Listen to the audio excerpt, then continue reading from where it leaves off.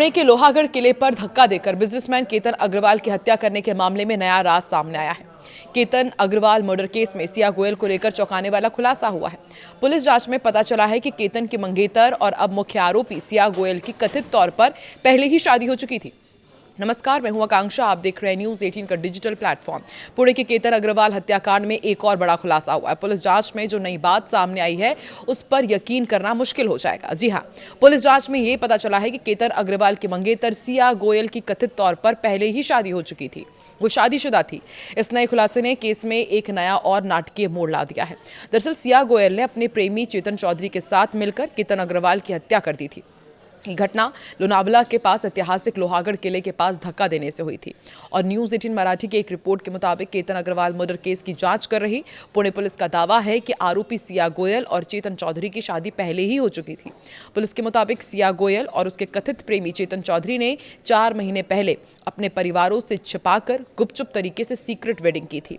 बताया ये जा रहा है कि खुलासा उनके फोन से मिली व्हाट्सएप चैट से हुआ है। जांचकर्ताओं का कहना है कि इस चैट ने छिपी हुई शादी का पर्दाफाश किया है और पूरे मामले को एक नया पहलू दे दिया है। केतन अग्रवाल को कथित तौर पर 18 जून को लोहागढ़ किले से धक्का देकर मार डाला गया था। पुलिस ने इस मामले में सिया गोयल और चेतन चौधरी को गिरफ्तार किया है। उनसे लगातार पूछताछ की जा रही है। अभी ये दोनों ही न्यायिक हिरासत में जेल में बंद हैं। शुरुआत में जो मामला लव ट्रायंगल का लग रहा था, अब जांच के दौरान डिजिटल सबूत सामने आने के बाद उसने जांचकर्ताओं को हैरान कर दिया है।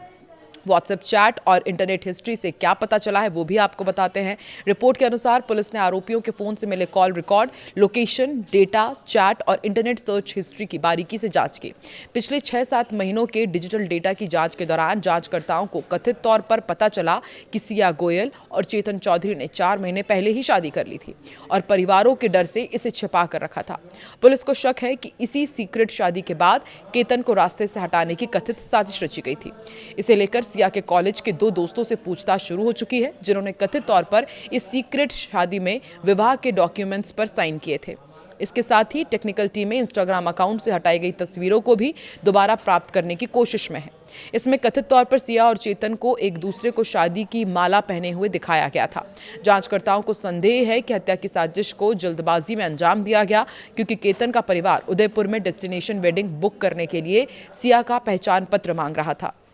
पुलिस बैंक रिकॉर्ड की भी जांच कर रही है कि क्या गुप्त शादी के पब्लिक नोटिस से बचने के लिए चेतन ने बिचौलिए को कुछ पैसे भी दिए थे। पुलिस ने बताया कि केतन अग्रवाल को मारने की पहली कोशिश कथित तौर पर 14 जून को ही की गई थी, लेकिन आखिरी पल में सिया गोयल की हिम्मत जवाब दे गई और कोशिश नाकाम रही। इसके बाद उसने कथित तौर पर चेतन को मैसेज किया और कहा कि मुझ में ये करने की हिम्मत नहीं है, तुम भी आओ, हम दोनों मिलकर उसे चट्टान से नीचे धकेल देंगे। जांचकर्ताओं का कहना है कि इसके बाद दोनों ने मिलकर 18 जून को इस हत्या को अंजाम दिया। पुणे की एक अदालत ने 25 साल के रियल एस्टेट कारोबारी केतन अग्रवाल की हत्या के केस में सिया और उसके प्रेमी चेतन चौधरी को 14 दिन की न्यायिक हिरासत में भेजा है। सिया और चेतन पर आरोप है कि उन्होंने 18 जून को पुणे के लोहागढ़ किले में एक चट्टान से धक्का देकर केतन की हत्या की थी। केतन और सिया की शादी इसी साल के आखिर में नवंबर में उदयपुर में होने वाली थी। इस मामले में जांच के दौरान सिया गोयल का अपनी सहेली से किया गया स्नैपचैट भी सामने आया, जिसमें उसने लिखा था कि केतन से मेरी शादी नहीं होने वाली है। ये मैसेज उसने मई में भेजा था, जो कि केतन की कथित हत्या से कुछ सप्ताह पहले का है। दरअसल सिया ने अपनी सहेली से नवंबर में उदयपुर में होने वाली अपनी शादी की टिकट बुकिंग के लिए अपनी दोस्त का आधार कार्ड भेजने को कहा था, लेकिन साथ ही ये भी लिखा था कि शादी के टिकट के लिए अपने आधार कार्ड के दोनों ओर की फोटो भेज दो, वैसे ये शादी होने नहीं वाली है, लेकिन फिर भी भेज दो। पुलिस अधिकारी के मुताबिक केतन के परिवार ने नवंबर में होने वाली शादी को लेकर तैयारियां शुरू कर दी थी। रिश्तेदारों की यात्रा का इंतजाम शुरू कर दिया था और इसके लिए गोयल परिवार से मेहमानों के नाम और आधार कार्ड का विवरण भी मांगा गया था। पुलिस का दावा है कि जांच के दौरान ये भी सामने आया कि आरोपियों ने इंटरनेट पर हत्या की जांच, अपराध से जुड़े मामलों, वेब सीरीज, पॉडकास्ट और वीडियो का रिसर्च किया था।